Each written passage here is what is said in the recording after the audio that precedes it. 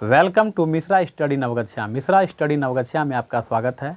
आज हम लोग क्लास 10th का एक कहानी पढ़ेंगे जो कि सेकेंड हिंदी से रिलेटेड है, जो कि है वर्णिका। और ये जो कहानी है वो कहानी है दही वाली मंगम्मा। तो ये कहानी को मैं आपको विस्तार से सुनाने का प्रयास करूँगा, आप वीडियो में बने रहें। तो सबसे पहले मैं आपको बताना चाहूँगा कि ये जो कहानी है दही वाली मंगम्मा, इनके लेखक जो हैं वो हैं श्रीनिवास वेंकटेश अयंगार, और ये कन्नड़ कहानी है। तो श्रीनिवास वेंकटेश अयंगार ने यह कहानी को कन्नड़ भाषा में लिखा है, लेकिन क्लास 10th के पाठ्य पुस्तक में ये जो दही वाली मंगम्मा कहानी है इनका अनुवाद किया है B.R. नारायण ने। ठीक है। और इनका जन्म जो हुआ था श्रीनिवास का, वो 6 जून 1891 ईस्वी को हुआ था कोलार कर्नाटक में।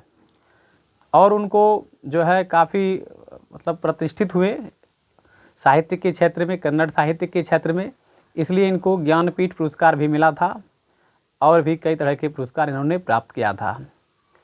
तो विशेष तौर पर आपसे पूछा जाएगा प्रश्न कि दही वाली मंगम्मा क्या है, तो ये कन्नड़ कहानी है। इनके लेखक कौन हैं, तो आप कह सकते हैं कि इनके लेखक जो है श्रीनिवास वेंकटेश अयंगार हैं। और यह जो है इनका अनुवाद किसने किया था, तो B.R. नारायण ने किया था। ये कैसी कहानी है, तो कन्नड़ भाषा की एक कहानी है, प्रतिष्ठित कहानी। तो चलिए इस कहानी को पहले हम लोग पात्र परिचय समझते हैं कि इस कहानी में कौन कौन से पात्र हैं। और यदि आप पात्र को दिमाग में रख कर चलेंगे तो कहानी को समझने में आसानी होगी आपको।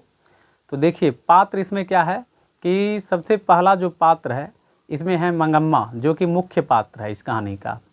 और उसके बाद है मंगम्मा की पुत्रवधू जो कि है नंजम्मा, और उनका एक बेटा है और उनका एक पोता भी है, मंगम्मा का एक पोता भी है।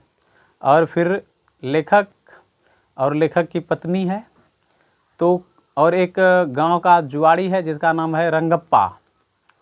तो ये कुछ पात्र है उसमें। तो अब देखिए कहानी कैसे आरंभ होता है कि ये जो मंगम्मा है ये एक लेडीज़ है, महिला है और बूढ़ी हो चुकी है। तो ये दही बेचने का कार्य करती थी अपने गांव से, यानी बेंगलुरु से जो है वो जाती थी 3 मील दूर, और वहाँ पर जो है दही बेचने का कार्य करती थी और काफ़ी धन वगैरह सब कमाती थी, दही बेच करके उसका यही व्यवसाय था। तो कहानी कैसे आरंभ होता है तो ये आपको समझाने का प्रयास हम कर रहे हैं अपने स्तर से। तो इनकी जो दही वाली मंगम्मा की जो पुतोहू है, यानी पुत्रवधू जो है, उसका एक बेटा है।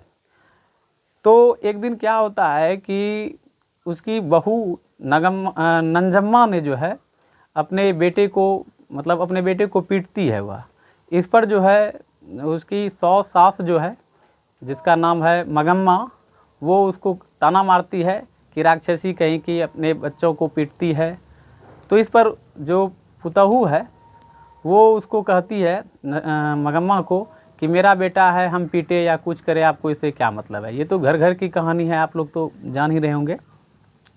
तो होता यूँ है कि जो दही वाली मंगम्मा है, यानी मंगम्मा जो है, यहाँ पर हम मंगम्मा कहेंगे, कि जो है वह शिकायत करती है अपने बेटे से इस बात को लेकर कि जो है तुम्हारी पत्नी जो है बेटे को पीटती है, अर्थात मंगम्मा का जो पोता था, अर्थात उसकी पोतोहू का बेटा।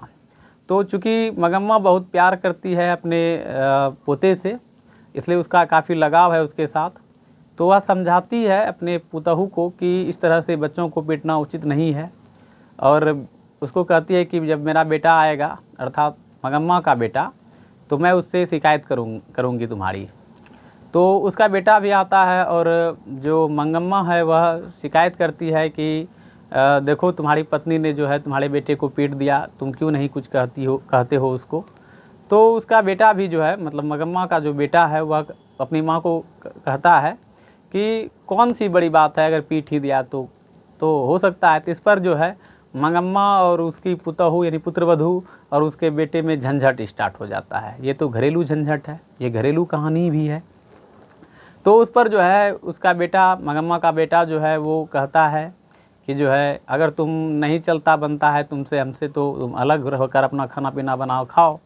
तो मंगम्मा जो है फिर अलग हो जाती है और अपने से खाना पीना बनाती है। एक बात मैं आपको बताना चाहूँगा कि ये मंगम्मा जो है जब भी दही बेचने के लिए जाती थी तो लेखक की पत्नी जो है उसको माँ जी यह कहती थी। तो वो 3 मील दूर था और अक्सर जो है उसको अपना दुखड़ा वगैरह सब सुनाया करती थी वह।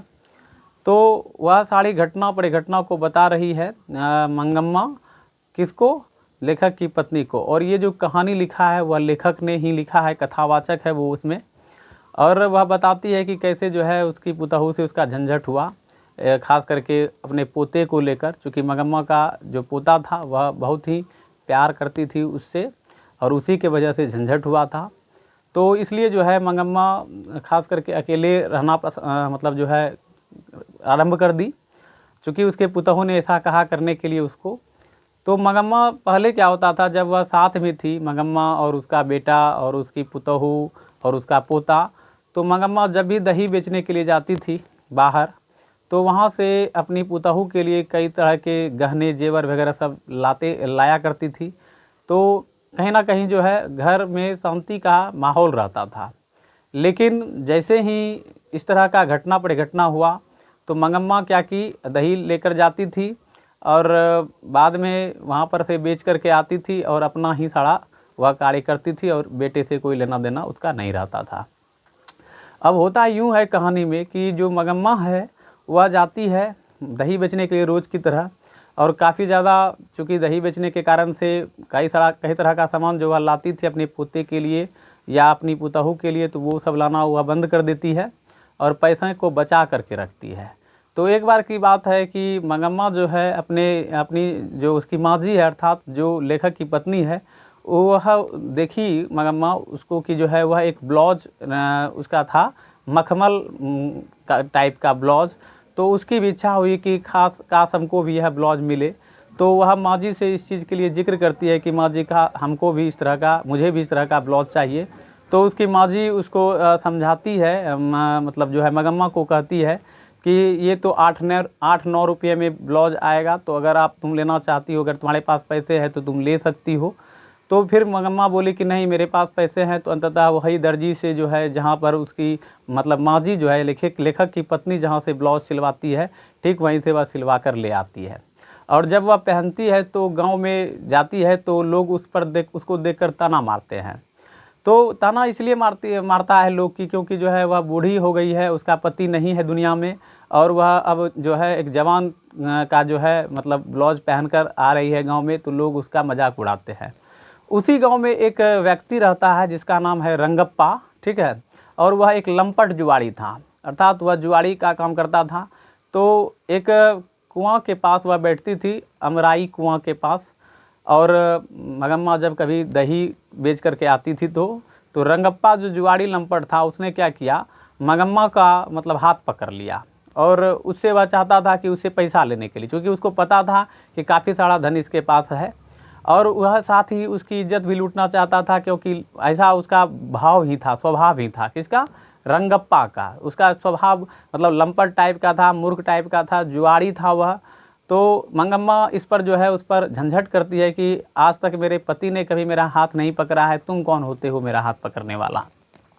अंततः जो है रंगप्पा को वह नहीं देती है अपना धन। और बाद में जो है मंगम्मा जो है जाती है कहाँ, तो लेखक की जो पत्नी है जिसको माँ जी वह कहती है, उसको कहती है कि जो है मेरे पास जो भी रुपया पैसा है आप जो है अपने पति को कहलवा कर बैंक में जमा कर दीजिए। तो उसकी मतलब जो लेखक की पत्नी है वो समझाती है मंगम्मा को, ठीक है हम ऐसा कर देंगे। और रंगप्पा को वह खुद मंगम्मा कहती है कि मेरे पास जब रंगप्पा जब मंगम्मा के पास पैसा मांगने के लिए, उधार मांगने के लिए आता है, तो वह उस पर सीधा इनकार कर देती है कि मेरे पास पैसे नहीं है। इसलिए जो है वह माँ जी मतलब लेखक की जो पत्नी है जहाँ दही बेचने के लिए वह जाती थी और उसका जो दुख दर्द वगैरह सब होता था वह सुनाया करती थी लेखक की पत्नी के सामने में बैठ करके, यानी उससे। तो उसको यह सारा घटना बताती है और कहती है कि मेरा पैसा बैंक में अपने पति के द्वारा मतलब कह करके जमा करवा दिया जाए।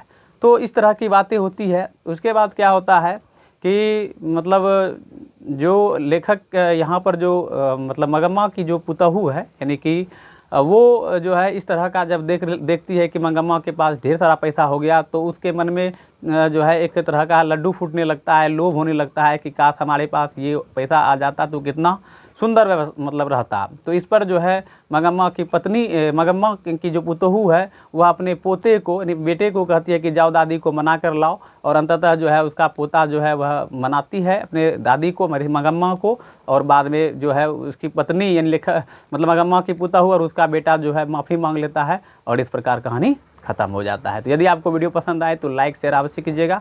आज के लिए इतना ही, मिलते हैं नेक्स्ट वीडियो में। थैंक यू, धन्यवाद।